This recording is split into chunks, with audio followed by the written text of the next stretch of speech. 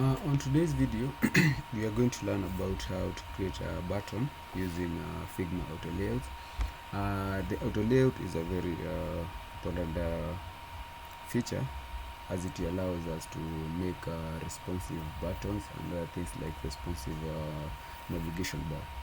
Okay, but in today's video, we are going to learn how to create primary and secondary buttons using the Figma auto layouts. Let's go. Okay, we'll start by selecting the T. T represent the text. So on T, we are going to write the login button.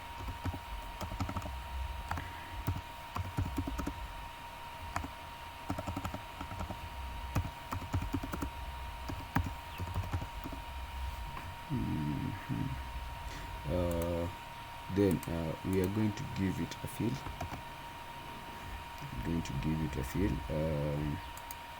Okay, we'll change the fill to black. Then we are going to change the text color to white.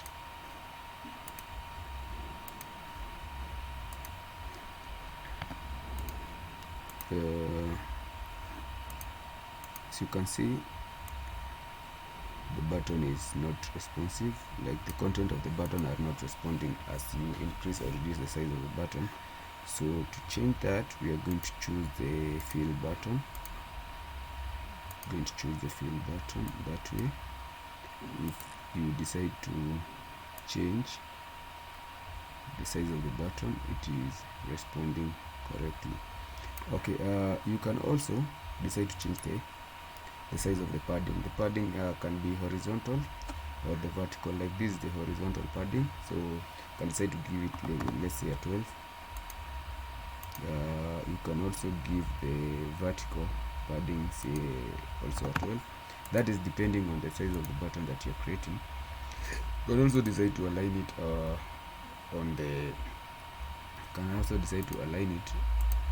the content in the middle, or can also decide to align the content in the middle, or the middle here, or the center, or at the start. That depends on you. As you can see, if you decide to add other content, say, you can see it's not responding yet.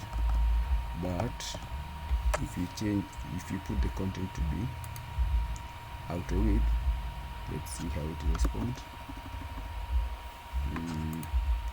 So this should be field container,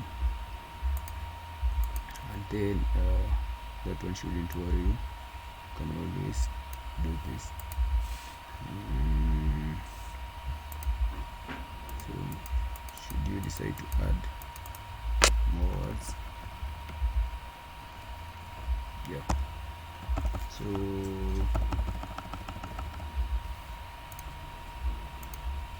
that is how you create a responsive button using Figma auto layout. So that is the primary button. You can rename it from here. You right click it and say rename. So primary button. So that's the primary button. To create the secondary button, or you don't have to start afresh. All you need to do is on your keyboard, if you're using the Windows, you can press shift and then drag, or you can also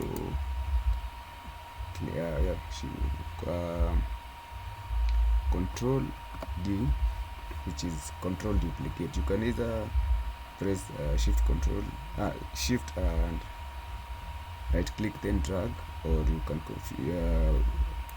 select the button that you want to be duplicated and then control D, which does the same thing. So here, what we are going to do to create the secondary button, we are going to give it a stroke.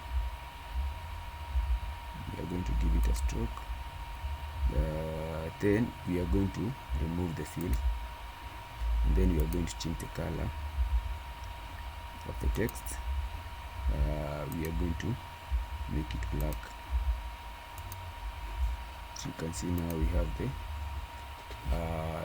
the secondary button. This one, you can rename it here. Rename secondary button, and voila, we have a secondary button.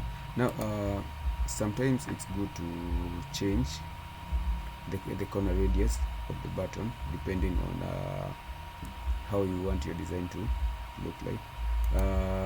You can change the radius. Maybe you can choose to change the upper radius to give it a different radius size, but I like choosing everything. So here I'm going to give it a corner radius of say 8, and for uniformity, even the secondary button, I'm going to give it a radius of 8 too.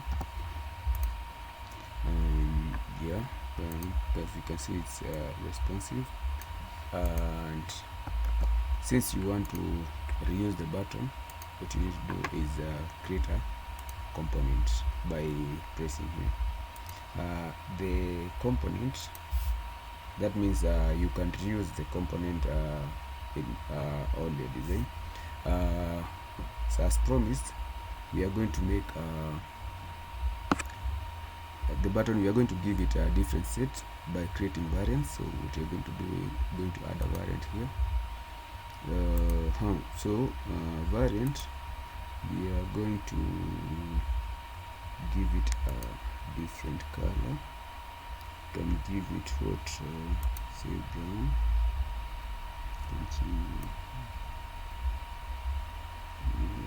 That should be okay.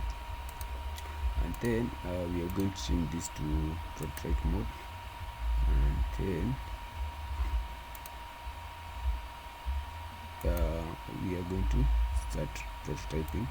So here we are going to say on hover. While hovering, you change the it should be, you can put it as smart animate and give it say 300 milliseconds. That is while hovering. That's that for now. So go back to the design here. We can do this too for the secondary button.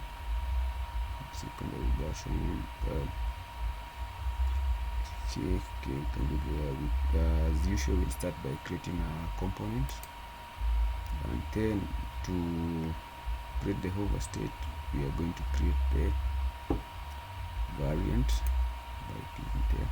So when you're hovering on it, it should give you a different color.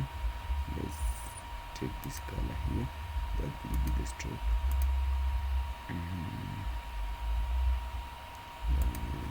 Color, we'll change also the color from the text, give it the same color. So and then we are going to prototype it, so that to give us the state, it should be on hover while hovering. Should be also smart animate the same. So to see how this works, we are going to create a frame. We're going to create a frame, and we are going to choose a desktop frame. We're going to choose a desktop frame, that one, and then we are going to come to the assets and choose primary button.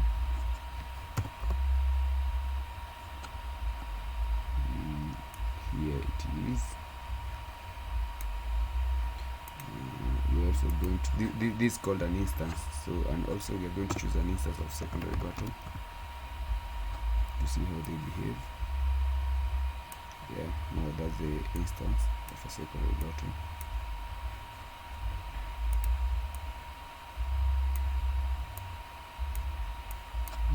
To reduce the size of the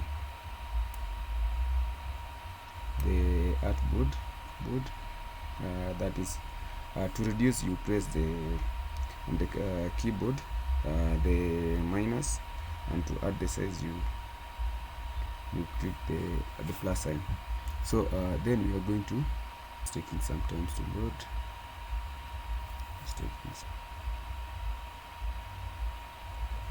Now this is the button. This is how, on hover, you can see how it's responding on hovering, and on hovering you can see how it's changing the color on hovering. Yeah, and that is how you create